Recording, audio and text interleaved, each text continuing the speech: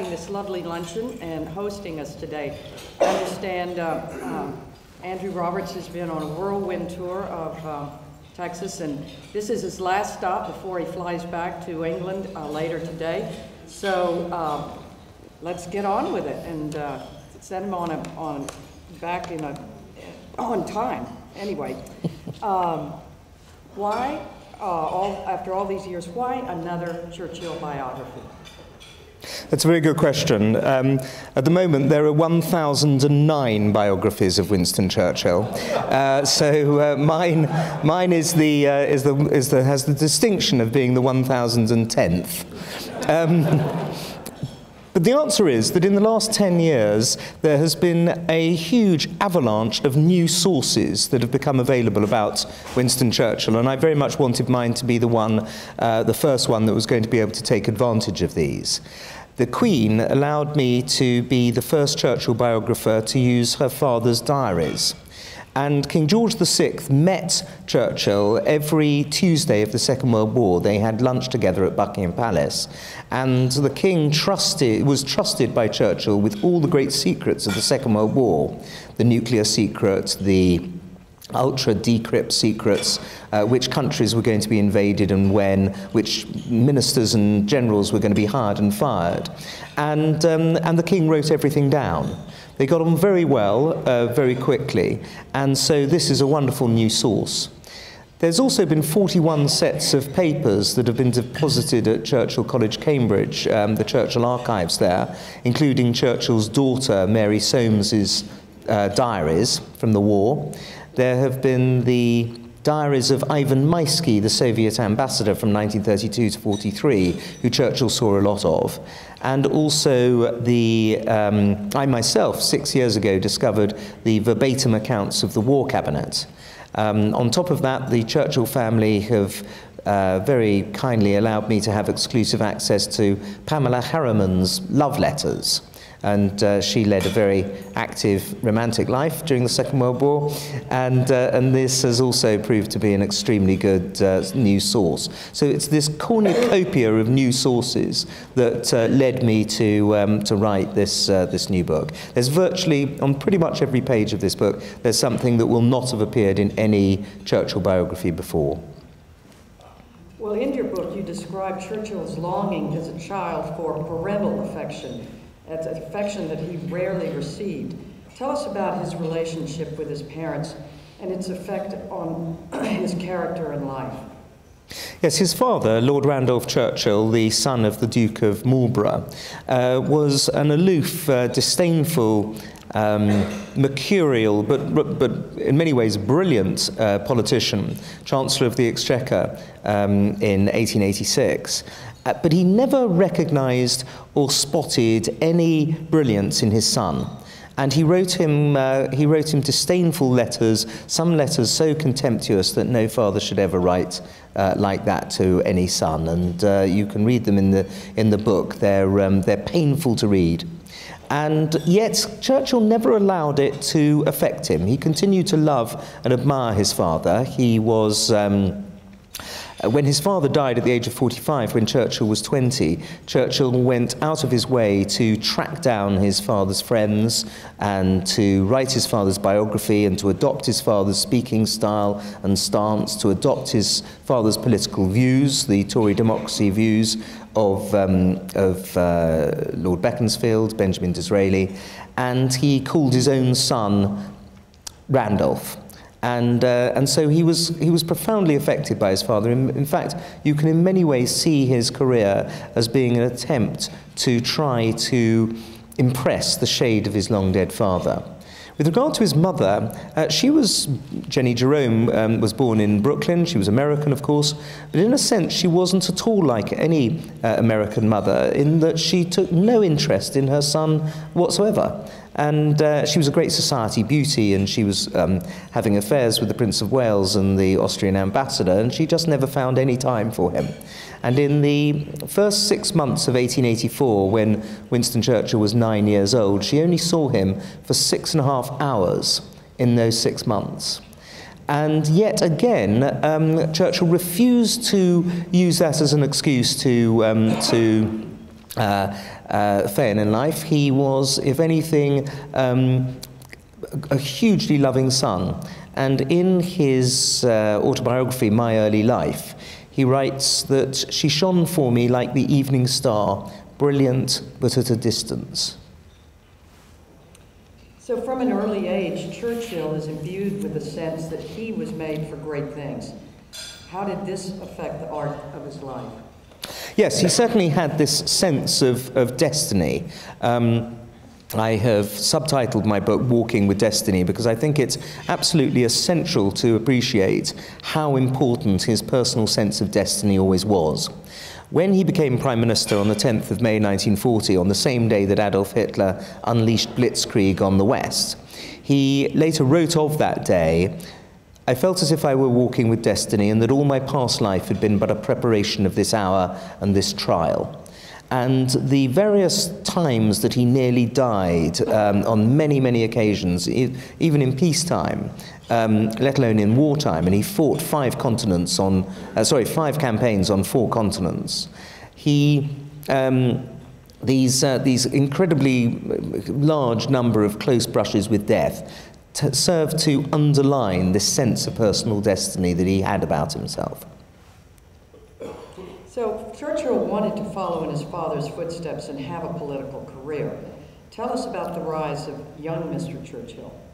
Yes, he was 25. By the age of 25, Churchill had fought in 4 campaigns. He had written 5 books. He'd stood for Parliament already once. He had written hundreds of articles. He'd become the best paid war correspondent in the world. And he'd escaped from a prisoner of war camp. And he decided that this was a pretty good springboard for him then to go into politics. And he was elected as a Conservative, but very soon, indeed only a few years, 4 years into his political career, he decided that because the Conservative Party had forsaken the principle of free trade, which he believed in, he was going to leave the Conservative Party and join the Liberals. And then a few years later, 20 years later indeed, when the Conservatives went back to free trade principles, he then left the Liberals and joined the Conservatives again. As he was later to joke, anyone can rat, but it takes a certain ingenuity to re-rat. It's World War I, and Churchill is a young man, yet he's already the First Lord of the Admiralty. There he pushes for an invasion of Turkey to control the Dardanelles Strait and the Black Sea route to Russia. What happens, and how does Churchill react to this? Well, it was a brilliant idea. In the concept of the Dardanelles expedition was as a genius concept. The idea was to try to get the Royal Navy through the straits of from the Eastern Mediterranean, through the Straits of the Dardanelles, and then anchor it off Constantinople, modern-day Istanbul, and thereby, by threatening the Ottoman capital, force the Turks out of the First World War. If it had come off, it would have been one of the great strategic coups in the history of warfare. But because of the implementation of it, and this wasn't down to Churchill, he was back in London, but the admirals who implemented it on the 18th of March lost 6 ships in the course of one morning. And then they doubled down on the defeat by attacking the Gallipoli Peninsula on the western side of the Dardanelles Straits. And Churchill was very much behind that and in support of that. And unfortunately, in the course of it, and when you go to see the battlefields, you can see the extraordinary gradients that these men had to charge up in terrible conditions against completely perfect Turkish fields of fire for their machine guns. And over the next 8 months, the Allies lost 147,000 killed or wounded. And this was hung around Churchill's neck, of course, for the rest of his life. He was the primary scapegoat for this operation. He certainly hadn't been the only person in favour of it, but he was the most prominent person. And even in the 1930s, people shouted at him, "What about the Dardanelles?" It was hung around his neck for decades. But he recovered politically and he returns to the Conservative Party in 1925. Was it because of their change on the free trade? Or yes, yes. No, the free trade was the primary reason, yeah. And then followed the wilderness years, and he was thrust out of power in Parliament and party. He suffers his financial reverses. He almost dies in a pedestrian accident in New York in 1931, but somehow he perseveres. And take us there, starting with Churchill's fall from political grace. He resigned from the Tory shadow cabinet. He'd been Chancellor of the Exchequer from 1925 to 29. Not a particularly successful one. He took Britain back onto the gold standard at the wrong rate at the wrong time. He himself said that he thought that he was the worst Chancellor of the Exchequer in living memory. And then in 1931, he left the Conservative shadow cabinet and resigned. And then that December, he was hit by a car in New York. He'd gone over to New York to try and earn some money. He was constantly broke all his life, Winston Churchill. He actually only got into the black when he was in his early 70s. Because he was a huge spendthrift and employed 14 servants when he didn't have a job. And he also used to punt enormously on the stock market, and he was consistently useless at it, and managed even to lose money when he was insider dealing. And so what he needed to do in the 1930s was to write books. And he wrote a huge number of books, 37, and published hundreds of articles about any subject under the sun. And this was the way. It was very useful for historians like me, of course, and biographers that he did do this, because it meant that we can get into the mind of Winston Churchill in this time. But it was politically a terrible time for him, the 1930s. He didn't get back into office until the Second World War broke out in September 1939.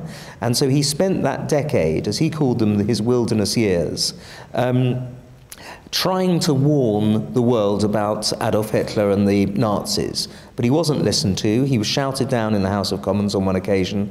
His seat was nearly taken from him by the Conservative Party. He was lambasted, ridiculed, accused of being a warmonger. But the great thing about Churchill in the 1930s is that he didn't tone down his message. He carried on saying the same thing about Hitler and the Nazis until he was proved right. Talk about Churchill's drinking. He regularly consumed large quantities, but he doesn't seem to have been particularly affected. No, that's right. He was a huge drinker, but he also had an iron constitution for alcohol. One of his friends, C.P. Scott, said that Winston Churchill couldn't have been an alcoholic because no alcoholic could have drunk that much. And there was only one occasion in the 2,194 days of the Second World War, there was only one occasion when Churchill was clearly drunk. It was in March 1944, and the meeting went on till 3 o'clock in the morning, and all of the cabinet ministers who kept diaries made it clear that they thought that the Prime Minister was drunk. And meeting went on, as I say, till 3 a.m. And so what they decided to do was to hold the same meeting the next morning, pretending that the last one hadn't happened. So there's no example of any decisions being taken as a result of the Prime Minister's drinking. After the war, indeed after his second premiership, when he was in retirement, Churchill used to invite people just at the drop of a hat to come and see him and go down to his house, Chartwell, to be shown around the library and the drawing room and the study. And when they got to the drawing room, he would offer them a drink. And he did this with two American Mormons, one of whom told him that strong drink rageth and stingeth like a serpent. And Churchill replied, "I've long been looking for a drink like that."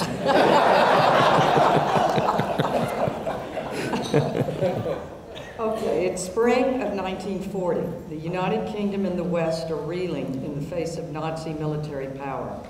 Voices whisper England might have to sue for peace and ask Herr Hitler for terms. Yet over a few days in May, a familiar figure takes command of number 10 Downing. What happened? Yes, it was a really, truly extraordinary situation where the Prime Minister, Neville Chamberlain, lost the confidence of the House of Commons, despite actually having a majority in the House of Commons in the confidence motion. But he realised that he couldn't continue, and they needed to bring Labour Party and Liberal Party, the opposition parties, into the government. And they refused to come into the government if Chamberlain was still Prime Minister. But they would come in under either Winston Churchill or Lord Halifax, the Foreign Secretary, a former Viceroy of India. And so there was a meeting held on the 9th of May 1940. Unbeknownst to them, of course, Hitler was about to unleash blitzkrieg on the West the following morning. And they decided that Churchill's name would be the one that Chamberlain brought forward to the King the following day.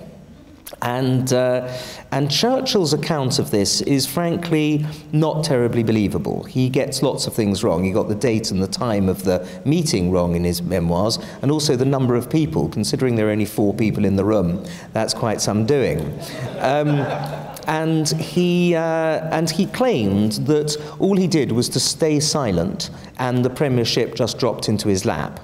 This is very, very much doubted, not least by me, owing to the fact that there were, of course, lots of other people who left their memories of this, the other 3 people in the room, for starters, and they talked about it to other people who also put it in their diaries.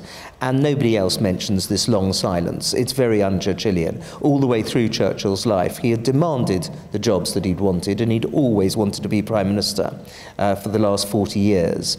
He had demanded every major cabinet post that he'd ever got, and I simply don't believe that at this key moment in the war, he didn't do what he had done all the way through his life, which was to seize the premiership. Anyhow, in chapter 19 of this book, I do give the reader all of the different other accounts of that meeting. And so if you want to take a different view and disagree with me, I give you all the evidence to do that. Edward R. Murrow once said of Churchill, he mobilized the English language and sent it to war. How would you describe the sources of this great strength of Churchill's, and from where did they come? Churchill's great oratory, which was essential in the 1930s, because people didn't want to listen to him. They didn't want to hear that Hitler and the Nazis were planning a new war. They had only 25 years earlier undergone the most horrific war, which had led to the deaths of over 1 million British Commonwealth soldiers. There was hardly a household in the land who didn't have some family member who had died in the Great War, and they weren't about to listen at all to Winston Churchill. But he forced them to by the power of his oratory. He had been a huge reader in his 20s and had learnt phrases which he later used for these great wartime speeches again and again, phrases that will live for as long as the English language does. And he was once asked by his private secretary, Jock Colville, what were the tricks of the trade, what were the techniques to use, and in the great morale-boosting speeches of the Second World War. And he said, look, there are really 3. The first is that you should keep your sentences short. Don't have, each sentence should convey one thought and one thought only. Don't bother with subclauses. The second is use short words. Don't show off that you know long words. That's not the point. You have to use short, punchy words. And if at all possible, use Anglo-Saxon words, words from the Old English dictionary, words that the English-speaking peoples knew because they had used it in their common parlance for 1,000 years. And so if you look at the last paragraph, the great peroration paragraph of his "We Shall Fight on the Beaches" speech of the 4th of June 1940, in which he said he told the British people what they were going to do when the German paratroopers landed in southern England and when the Germans came ashore at the beaches of southern England. And he told them that They were going to fight on the beaches and the landing grounds, in the streets and the hills. They were going to fight with growing confidence in the air, ending, of course, we shall never surrender. Of the 141 words in that paragraph, all but 2 of them come from Old English. The only 2 exceptions being confidence, which comes from the Latin, and surrender, which comes from the French.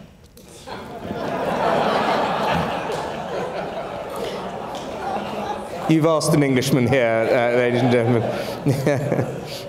So Churchill was, of course, the leader of one of the 3 great Allied powers. Talk about his relationship with FDR and Stalin. His relationship with FDR was a good one, personally, a very good one. They were both, of course, came from the aristocratic side of societies in each of their countries. The Tory democracy and the New Deal concepts ideologically overlapped a good deal. They liked one another. FDR enjoyed Winston Churchill's sense of humour, although Churchill couldn't stand FDR's cocktails. Other than that, though, they got on very well until the fall of 1944, when the interests of the British Empire bifurcated from those of the American Republic. And then you have a certain political froideur. They still got on well personally, but there are over 200 more letters and telegrams from Winston Churchill to FDR than there are replies from FDR to Winston Churchill. And so you can see the way in which the former closeness broke down by that stage of the war. With regard to Stalin, it's a difficult thing for a Churchill biographer, really. It's troubling because he got on well with Stalin. At one point he told Anthony Eden, "I like that man," even though he knew that before the war Stalin had been responsible for what Churchill had written in one of his books, the daily budget of executions. Even though he knew that the Bolsheviks, led by Stalin, had been responsible for deliberate genocide using starvation in Ukraine in the 1930s. And even though he knew very soon after it happened that Stalin had been responsible for the Katyn massacre of 22,000 Polish officers in the Katyn forest. Nonetheless, Churchill got on well with Stalin, went to drink vodka with him in his apartment in the Kremlin till 3 o'clock in the morning when he used to go to Moscow, and went out of his way to ensure that he was on good personal terms with the Soviet dictator. And the way to explain this, it strikes me, is to remember that for every 5 Germans killed in conflict killed in battle in the Second World War, by which I don't mean bombed from the air in the combined bomber offensive, I mean soldiers actually killed on the ground. For every 5 of them, 4 died on the Eastern Front.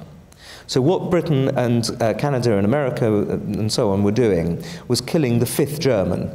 And so it was essential for the British Prime Minister, if he was going to be able to insert British and American grand strategy into Soviet grand strategy, which was vital that they did that, it was important for him to get on with Stalin.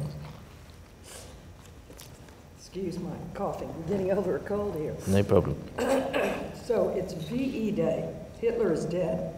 Nazism is smashed, yet within weeks, Churchill has gone from number 10, thrown out by the British people. What happened? Yes, he lost the July 1945 election, and it was not just a normal defeat, it was an absolute landslide against him. Had we had a presidential system, he would have been re-elected without any doubt. He had gone up and down the country, and he was mobbed by people, by hundreds of thousands of ordinary people, especially in the big cities of the North and the Midlands. But, of course, in the British parliamentary system, he was only one name on one ballot out of 650. And the British people wanted to punish the Conservative Party for their support of appeasement. And so he was, the Tory party at least, were annihilated in the 1945 general election. And his wife, Clementine, said to him at the time, as the results were coming in, it was clear what was happening. Clementine said, well, it seems like it could be a blessing in disguise. And Churchill replied, well, from where I'm sitting, it seems quite remarkably well disguised. Churchill was a great man, yet one of the things readers take away from your book is that he was not infallible. In fact, he made a great many mistakes. As a leader, how did he deal with that?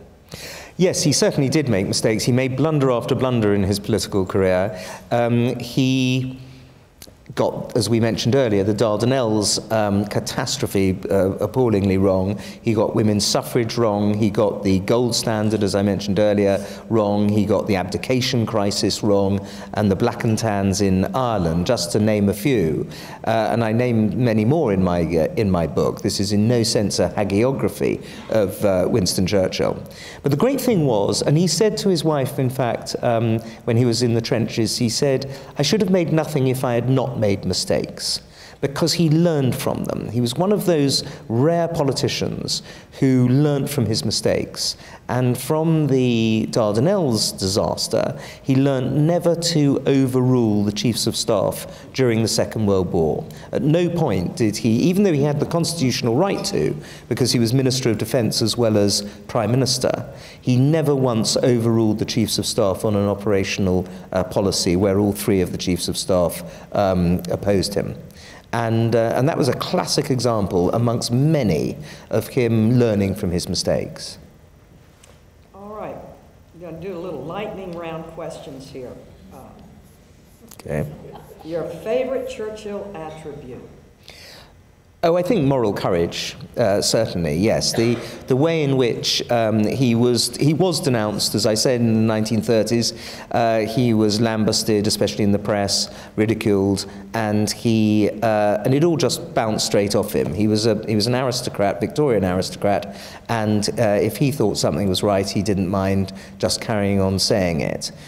He never employed a single spin doctor, never employed a speechwriter. Everything that came from Churchill, you knew authentically came straight from him. And so I think that was one of the that's his greatest attribute, I think, in many ways, amongst very many others. I think this sheer sense of refusing to bow to opinion polls, for example. He said during the Second World War that he was told that it was important for politicians to keep their ears to the ground. He said, but he thought that it was that the public wasn't going to respect any politician found in so ungainly a posture. Funniest quip? Maybe that was it. No. There are many. Oh, there are so many funny quips. I particularly like the time when his private secretary, Jock Colville, came to him and said that their cook had been made pregnant as the result of a nocturnal assignation with a man in the street in Verona. And Churchill replied, obviously not one of the two gentlemen. There's another one, sorry, another great one. I often think that Churchill would have done extremely well on Twitter. Because many of his great put-downs and gags and retorts to hecklers could be fitted into 280 characters or fewer. And there was one moment when he was making a speech in the House of Commons and some MP shouted "rot" at him. And Churchill immediately replied, "I thank the honourable member for telling us what's in his mind." What is your favorite memento in your collection? Well, I own one of Winston Churchill's bow ties, so that's my favourite. I've got a sort of collection that I've been building up over 40 years of historical mementos and things. My wife calls it my bric-a-brac, but actually there are some nice pieces in it. I've got some of Napoleon's hair, for example, and various other things like that. What about the weirdest memento in your collection? The weirdest, I think, would be David Lloyd George's dress shirt with his stiff collars. My wife says that I ought to wash it, but I think it might have his DNA on it, so I'm not going to. Most interesting thing you learned in your research? I think the most interesting thing came from the King's diary. And it was something that perhaps I should have intuitively known, but I never really put two and two together until I saw it. And by the way, neither have other historians. And that is that Winston Churchill was profoundly, but secretly, frustrated about the glacial speed with which the Roosevelt administration was moving towards bellicosity in the Second World War. He saw the Second World War as a Manichaean struggle of black versus white, good versus evil struggle. And he simply couldn't understand between democracy and civilization on one side and the most evil regime ever to besmirch mankind on the other, and he simply could not understand why the greatest democracy in the world was not doing more to get involved, and had to wait until Adolf Hitler declared war on America in December 1941. And of course he couldn't tell Parliament that, or the press, or the public, or even the people around him.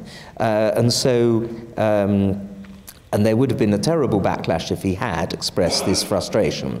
And so instead, he vouchsafed it solely to the king, who he knew he could trust entirely. Not least because he was one of the only people in Whitehall who wasn't after his job. But he was half American, and did he identify with that Americanism, or was he proud of it, or how did he feel about that? Yes, he was tremendously proud of being half American. He mentioned it constantly, especially, of course, in the great meetings of joint meetings of Congress, which he was invited to speak at. And it was held against him as well. He was constantly being attacked in Britain as being a half-breed American who put American interests first, and he was considered slightly unpatriotic because of this factor of his birth. But yes, it was something that he was very proud of, especially as the Jeromes, his maternal grandfather's family, had fought with Washington in the American War of Independence, and he was tremendously proud of that too. And then my final question, before we take some from the audience, is why does Churchill still have such a hold on us?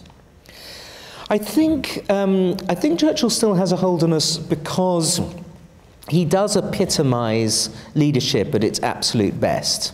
And we're never going to live in a world that doesn't require leadership.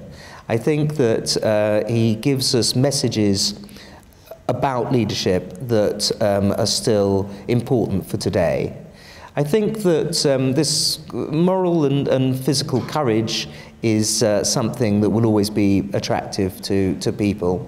The learning from the mistakes, as I mentioned also, is, in some politicians, is tremendously rare. And so to read about that, I think, is something that's very good. And, of course, his eloquence, the way in which he could use the English language and inspire people. So I think that really, even if even if he lived 200 years ago or 300 years ago, rather than just 75 years ago, we would still find Winston Churchill a fascinating and important character.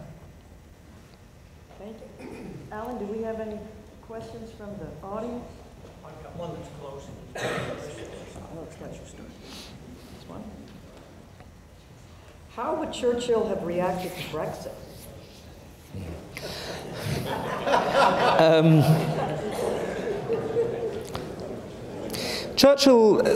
Churchill was a driving force, if not the driving force, behind the European project. He was the leader of what was called the European movement. He made great speeches in the late 1940s at The Hague and at Zurich and Strasbourg in favour of preventing what he called Teuton fighting Gaul. He said this 1,000-year hatred must cease. And he had lost so many friends in the First World War and, of course, in the Second World War, and in my book I list them. And he never wanted to see that happen again. And so you see this belief in the European project. But his concept of the European project never involved the United Kingdom being part of it. He wanted us to be allied and to be friendly and to be supportive, but he never actually wanted us to be members. And in the second premiership, in his premiership from October 1951 to April 1955, which was only 2 years before the European Community came into existence in the Treaty of Rome in 1957, Churchill did nothing to bring Britain closer to the project. He stopped the Iron and Steel Confederation, or he stopped Britain joining it, and he stopped Britain joining the European Army. And he wrote minutes, which are all in chapter 32 of my book, which explain how he did not want Britain to be a part of this European Union.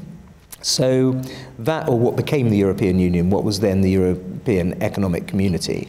So I think with regard to Brexit, we wouldn't have got where we were in the first place in the European Union, because he really, and this goes back to the last question you asked me, he really valued the special relationship with the United States, and he also valued, of course, the connection that Britain had with her Commonwealth.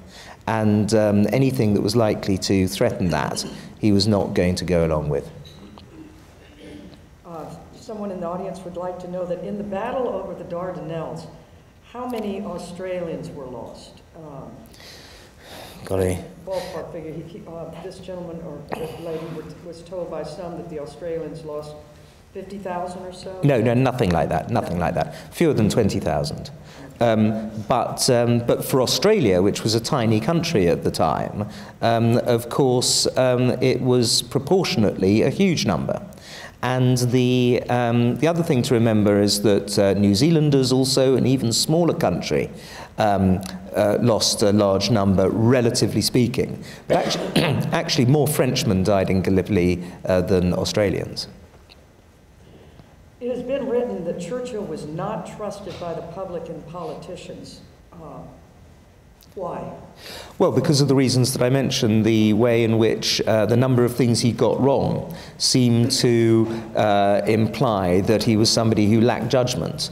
And so a lot of people thought in the 1930s, why should we trust him about Adolf Hitler and the Nazis if he had got the gold standard wrong and the abdication crisis and the Gallipoli expedition and so on? So badly wrong. So this was a major problem that he had to overcome.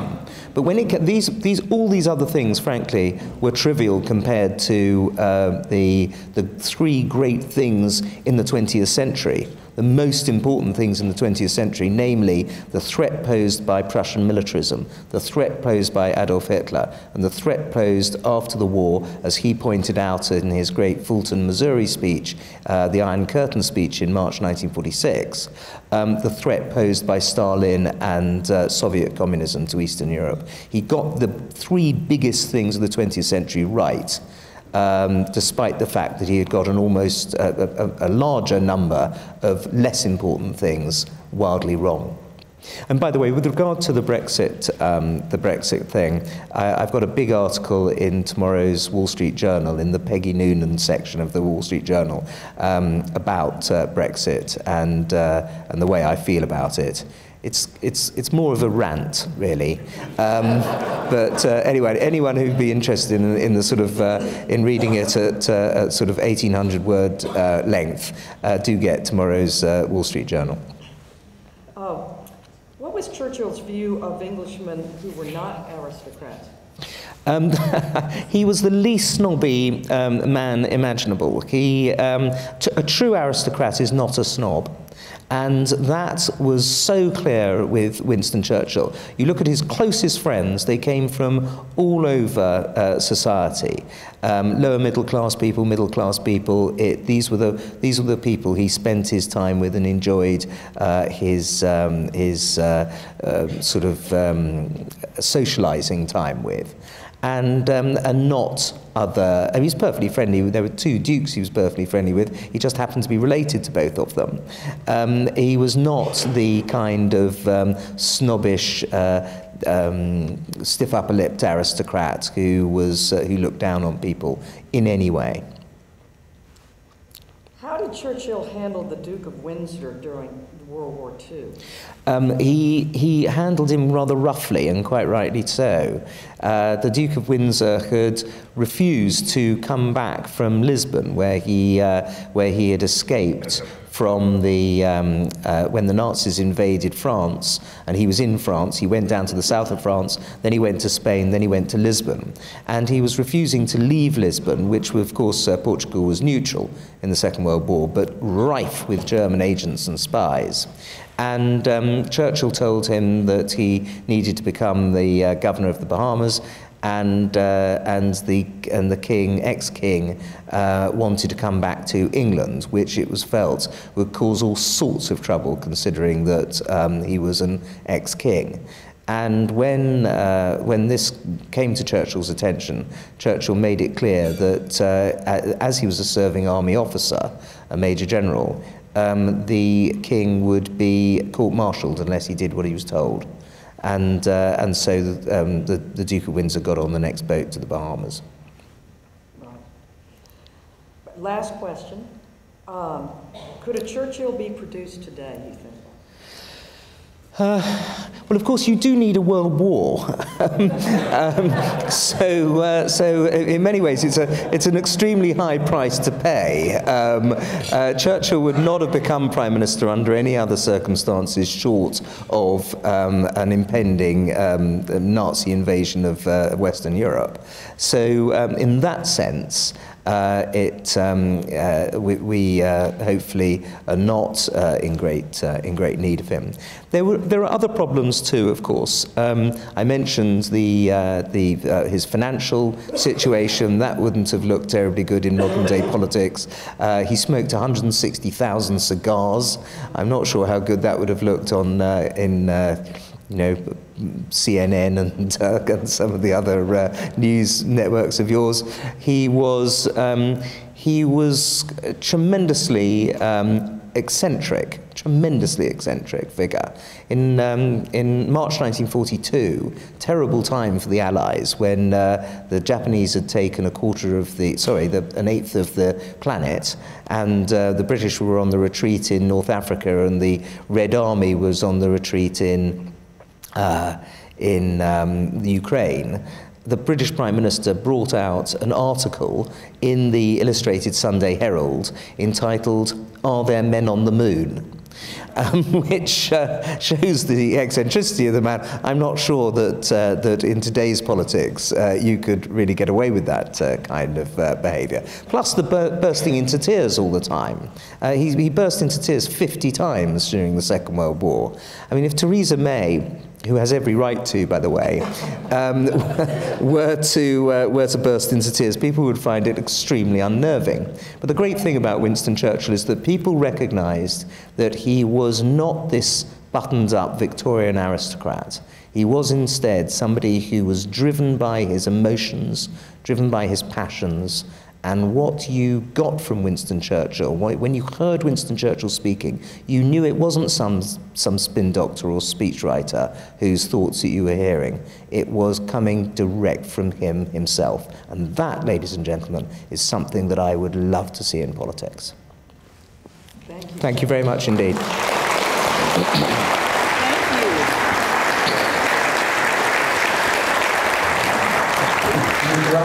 Thank you very much.